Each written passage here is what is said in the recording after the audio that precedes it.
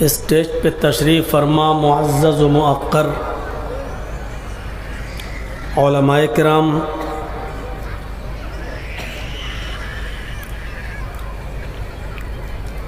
और बिलखुसूस मौलाना ज़ियाउर रहमान साहब, जिन्होंने बहुत ज़्यादा इसरार करके आपकी इस बस्ती के लिए मुझसे प्रोग्राम लिया। कई जगहों पर जाकर मुलाकात की और आपके इस वतन, इस दियार के लिए उन्होंने तारीख़ मुतय्यन की। पहले ये 17 अप्रैल की डेट थी, लेकिन बाद में हमसे कहा गया कि परमिशन नहीं मिल रही है, रामनवमी है।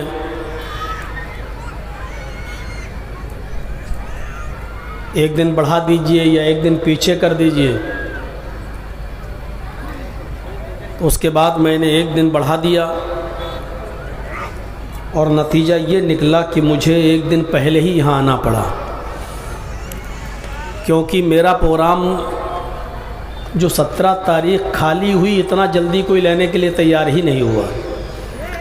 बोला 2 महीने का टाइम दीजिए, 1 महीने का टाइम दीजिए, आपका प्रोग्राम इतनी जल्दी हम नहीं कर पाएंगे, बड़ा मैनेजमेंट करना पड़ता है, इंतज़ाम करना पड़ता है। और आखिर ऐसा हुआ कि वो एक दिन खाली ही रहा मेरा। मैं कल ही यहाँ पहुँच गया था और आज आपकी डेट है, और सूरत हाल ये है कि आपके यहाँ से प्रोग्राम ख़त्म करके फ़ौरन मुझे निकलना है।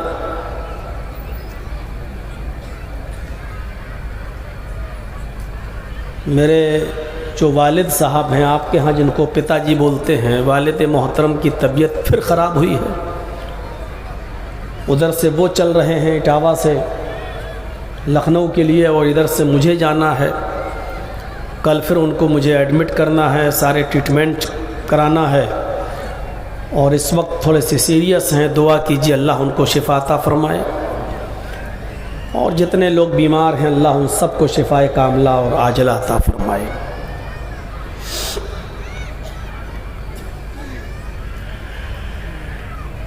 बहुत अच्छा प्रोग्राम आपने किया, सुकून भी है।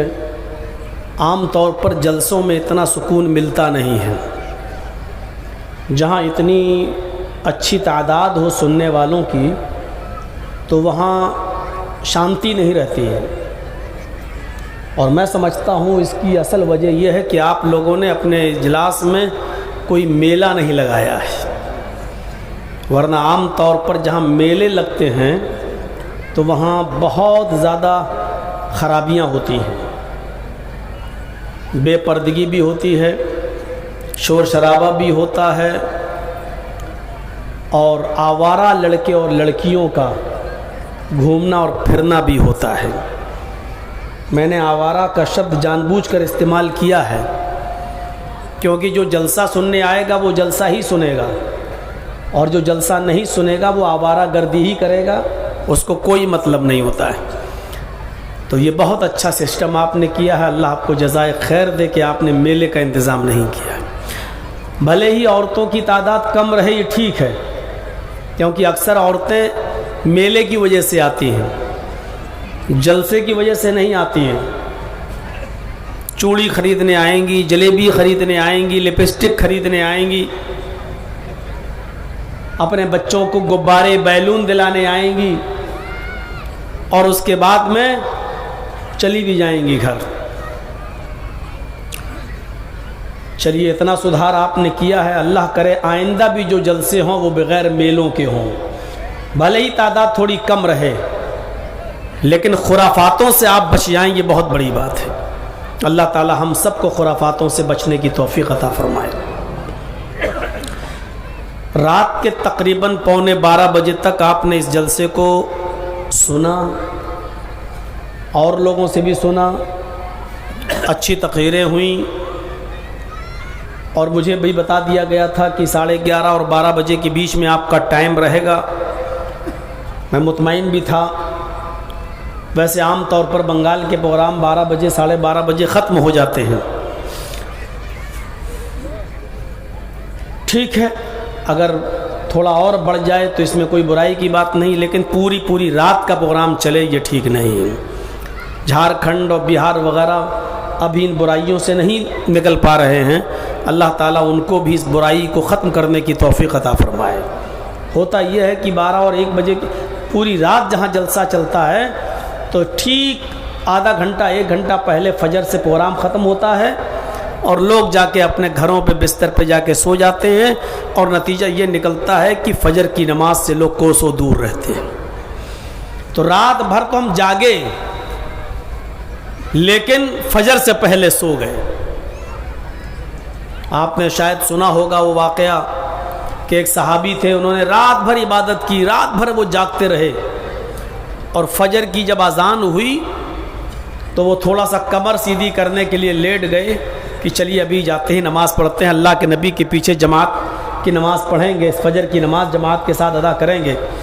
तो जैसे ही वो कमर सीधी करने के लिए लेटे उनको नींद आ गई। अचानक आँख खुली, भागे मस्जिद की तरफ, देखा जमात खड़ी है। नमाज तो पढ़ ली लेकिन जमात हो जाने के बाद उन्होंने सुन्नत अदा की क्योंकि सुन्नतें छूट गई थी। जमात छूट जाने के बाद जमात पढ़ ली और जमात के ख़त्म होने के बाद उन्होंने सुन्नत अदा की। तो अल्लाह के नबी ने उनसे पूछा, क्या फजर की सुन्नत तो पहले पढ़ी जाती है, ये आप बाद में, ये आप जो पढ़ रहे थे ये कौन सी नमाज है? कहा अल्लाह के नबी वो सुन्नत है, छूट गई थी। तो कहा क्यों छूट गई थी? तो कहा पूरी रात में इबादत किया, पूरी रात जागा, कुरान की तिलावत किया, अल्लाह की इबादत किया, लेकिन जब अजान होने लगी तो थोड़ा लेट गया और नींद लग गई। सोना नहीं चाह रहा था लेकिन आंख लग गई। उठा तो जमात खड़ी है। अब जमात हो रही थी तो जमात के होते हुए हम सुन्नत थोड़ी पढ़ेंगे, जमात में शामिल हो गया, बाद में सुन्नत अदा कर ली। तो नबी अकरम सल्लल्लाहु अलैहि वसल्लम ने उनसे फरमाया, इशा की नमाज पढ़कर अगर तुम पूरी रात सोते, इशा की नमाज पढ़ने के बाद अगर तुम पूरी रात बिस्तर पे आराम करते और पूरी रात सोते लेकिन फजर की सुन्नतों को नमाज फजर से पहले पढ़ लेते तो ये फजर की 2 रकात सुन्नत तुम्हारी रात भर की इबादत से बेहतर होती। हम पूरी रात जलसा सुन लें, पूरी रात इबादत कर लें और नमाज फजर से पहले सो जाएं तो गौर करो, नबी अकरम तो कह रहे हैं कि फजर की 2 रकात सुन्नत, फर्ज नहीं, सिर्फ सुन्नत अगर ये पढ़ लेते तो तुम्हारे लिए दुनिया व माफिया से बेहतर होती। दुनिया और दुनिया की सारी चीजें एक तरफ और 2 रकात नमाज सुन्नत एक तरफ। अब सोचिए जब सुन्नतों का ये मकाम है तो फर्ज का मकाम क्या होगा? जब 2 रकात सुन्नतें फजर की दुनिया और दुनिया की सारी चीजों से बेहतर हैं तो फर्ज नमाज का मकाम व मर्तबा क्या होगा, ये सोचने की चीज है। तो बेहतर है कि आप 12 बजे 12:30 बजे 1 बजे जलसा ख़त्म कर दें, थोड़ा सा आराम करें, फिर फजर में आ जाएं, फजर से पहले सुन्नतें पढ़ें, फिर फजर की नमाज पढ़ें। यह आदत अगर हमारी बन जाए तो मेरे भाइयों आप बहुत बड़ी कामयाबी आपने हासिल कर ली। लेकिन हम पूरी रात जलसा सुने और फजर हम गायब कर दें, सुन्नत तो छोड़ो फर्ज भी हम छोड़ दें, तो आप समझ लीजिएगा कि आपने ज़हनी अय्याशी की है, जलसों का मजाक उड़ाया है और आपने दीन के नाम का मजाक उड़ाकर और दीन का बेड़ा गर्क किया है, आपको कुछ नहीं मिला।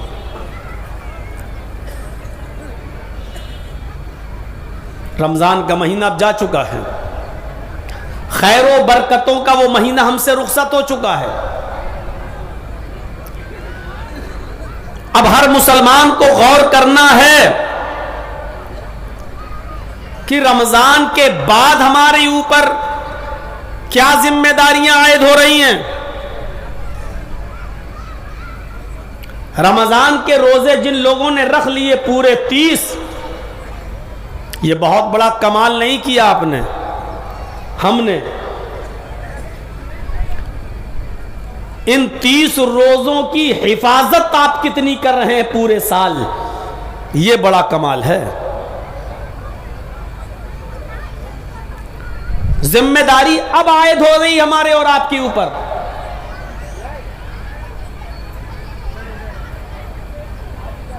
नमाज पढ़ना अहम नहीं है, नमाज के मकसद को फॉलो करना अहम है। अल्लाह ने नमाज क्यों फर्ज की है? कुरान क्या कहता है? इन्ना सलात तन्हा अनिल फहशाई वल मुनकर, यकीनन नमाज इंसान को बेशर्मी और बेहयाई से रोकती है। यह है कुरान में नमाज का मकसद। अल्लाह ने नमाज का मकसद क्या बताया? इन्ना सलात तन्हा अनिल फहशाई वल मुनकर, नमाज इंसान को बेशर्मी से और बेहयाई से, फहशा कहते हैं खुले हुए गुनाहों के काम, ओपनली, और मुनकर कहते हैं छिपे हुए गुनाहों के काम, जिसका ताल्लुक आम इंसानों से नहीं होता है। मसलन अगर कोई शख्स किसी लड़की के साथ जिना करता है तो वो छिपकर करता है, जिसका इल्म किसी और को नहीं होता है। सिर्फ लड़का जानता है, लड़की जानते हैं, और तीसरे किसी को पता नहीं है। तो इसको कहते हैं मुनकर, यानी छिपा हुआ काम। और फहश कहते हैं खुले हुए गुनाह को। सामने दारू की दुकान है, गए एक पौवा देना, खरीदा और सबके सामने पीना शुरू कर दिया। यह है खुला हुआ ओपनली गुनाह का काम। बैठ गए लीडो खेलने के लिए, जुआ लगा रहे हैं 100 रुपये। बैठ गए कैरम बोर्ड खेलने के लिए, जुआ भी खेलते जा रहे हैं साथ में। तुम हारे तो तुम्हारा इतना, मैं हारा तो मेरा इतना। यह है ओपनली बुराई। पहली साड़ी खुला हुआ है, ये पेट और पीठ, सर पे कोई पल्लू नहीं, और चली चली आ रही है स्कूल में पढ़ाने के लिए टीचर। नाम क्या है? साबिरा खातून। नाम क्या है? ज़ैनब खातून। नाम क्या है? आयशा बीबी। चली जा रही हैं, बाल खुले हैं। रास्ते में मौलाना साहब भी मिल रहे हैं, सलाम अलैकुम मौलाना साहब। चली चली जा रही हैं। यह है बेपर्दगी, खुली हुई बुराई। लगाया मोबाइल पे गाना, साइकिल चल रही है और गाना बज रहा है, सुनते हुए जा रहे हैं। यह है खुली हुई बुराई। नमाज का मकसद क्या है? इन्ना सलात तन्हा अनिल फहशाई वल मुनकर, नमाज इंसान को फहशाई खुले हुए गुनाहों से भी रोकती है, वल मुनकर और छुपे हुए गुनाहों से भी रोकती है। अब कोई मुसलमान अगर नमाज पढ़ता है लेकिन वो खुले हुए गुनाह भी करता है या छिपे हुए गुनाह भी करता है, तो इसका मतलब यह है कि उसकी नमाज अल्लाह के यहां कबूल नहीं हो रही है। क्यों? अगर कबूल होती तो इसकी नमाज इसको बुराइयों से रोकती।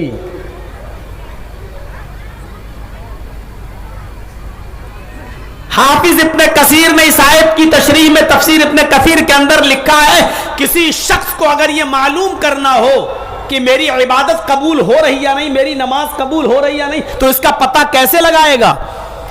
ये तो किसी को नहीं मालूम कि हमारी इबादतें कबूल हो रही या नहीं, ये तो अल्लाह ही बेहतर जाने। लेकिन एक उसूल बताया है हाफिज इब्ने कसीर ने, फरमाया कि अगर किसी को यह पता करना हो कि मेरी नमाजें कबूल हो रही या नहीं, तो वो ये देखे कि नमाज पढ़ने के बाद गुनाह के काम से कितना रुकता है।